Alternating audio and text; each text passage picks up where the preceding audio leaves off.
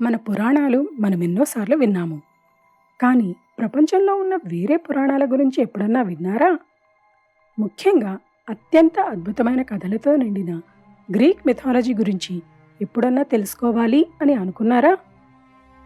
నరకాన్ని పాలించే హేడ్స్ నుండి శృంగారాన్ని రగిలించే ఆఫ్రోడైటీ వరకు, ఇంద్రుడిలా దేవతలందరినీ పాలించే జ్యూస్ నుండి మొదలుకొని ప్రపంచానికి రోగాలను పరిచయం చేసిన పాండోరా వరకు ఎంతో మంది పురాణ పాత్రధారులు, వారి కథలు.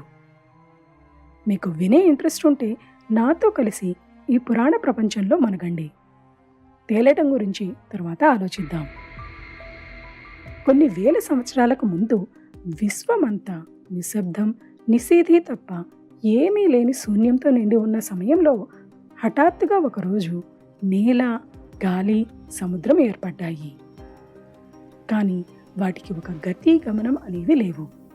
వేటంతటా అవి విశ్వమంతా తమ ఇష్టానుసారం తేలుతూ ఉండేవి. చేతికందని నీరు, కాలు పెట్టలేని కంకరతో నిండిపోయిన నేల, ఊపిరి తీసుకోవడానికి పనికిరాని గాలి. అలా అల్లకల్లోలంగా ఉన్న విశ్వంలోకి మళ్ళీ ఒక కొత్త శక్తి ఉద్భవించింది. ఆ శక్తి పేరు గాయా, భూమాత. గాయా తనకు తాను విశ్వాన్నంతా తన కౌగిలిలోకి తీసుకొని అడ్డు అదుపు లేకుండా, గతి గమనం లేకుండా తిరుగుతున్న గాలిని, నేలని మరియు సముద్రాన్ని ఒక్కటి చేసింది. ఆమె కౌగిలిలో ఒదిగిన నేల, సముద్రం, గాలి కలయిక ద్వారా ఎడారులు, కొండ కోనలు ఏర్పడ్డాయి భూమి మీద. అన్నిటినీ ఒక చోట చేర్చి ఆమె తన కౌగిలి విడిచే సమయంలో ఆమె నుండి రెండు శక్తులు ప్రాణాలు పోసుకున్నాయి. అందులో ఒకటి మహాసముద్రమైన పాంటస్ అయితే, మరొకటి భూమిని నిండుగా కమ్మేసే ఆకాశమైన యురానస్. శూన్యం నుండి కేవలం గాయా మాత్రమే పుట్టలేదు. ఆమెతో పాటు ఇంకా కొన్ని శక్తులు మరియు లోకాలు కూడా ఉద్భవించాయి.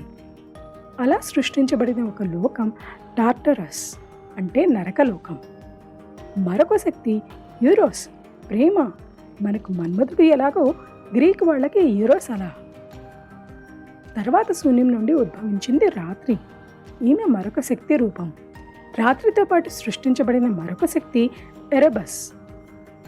గాయా ఎలా అయితే శక్తి రూపం మరియు భూమో, అలాగే ఎరబస్ కూడా శక్తి రూపం మరియు నరకలోకానికి పైన చావుతో నిండిన మరొక లోకం. అలా సృష్టి మొదలైన కొంతకాలానికి ఎరబస్ రాత్రిని ప్రేమించడం మొదలుపెట్టాడు. వారిద్దరి కలయిక ద్వారా పగలు పుట్టింది. అలా ప్రపంచానికి పగలు, రాత్రి పరిచయం అవడంతో భూమి మీద మొట్టమొదటిసారిగా మొక్కలు మొలవడం మొదలయ్యాయి. కొంతకాలంలోనే భూమి అంతా చెట్లు, చేమలతో నిండిపోయింది. మరోవైపు రాత్రి మరియు ఎరబస్ల కలయిక చూసి ముచ్చటపడిన గాయాకి కొంతకాలానికి తనకు కూడా అలాంటి తోడు ఒకటి కావాలి అని కోరిక కలిగింది.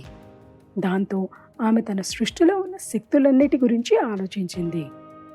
వాటిలో ఆమె నుండి ఉద్భవించిన పాంటస్ మరియు యురానస్లు ఆమె మనసుకి అత్యంత దగ్గరైన వారు. వారిద్దరంటే ఆమెకు అంతులేని ప్రేమ. బాగా ఆలోచించి యురానస్ని తన భర్తగా ఎన్నుకుంది గాయా. ఇది ఆరంభం. తర్వాత ఏం జరిగింది అనేది త్వరలోనే వేరే వీడియో ద్వారా మీ ముందుకు తీసుకువస్తాను. అప్పటి వరకు సెలవు.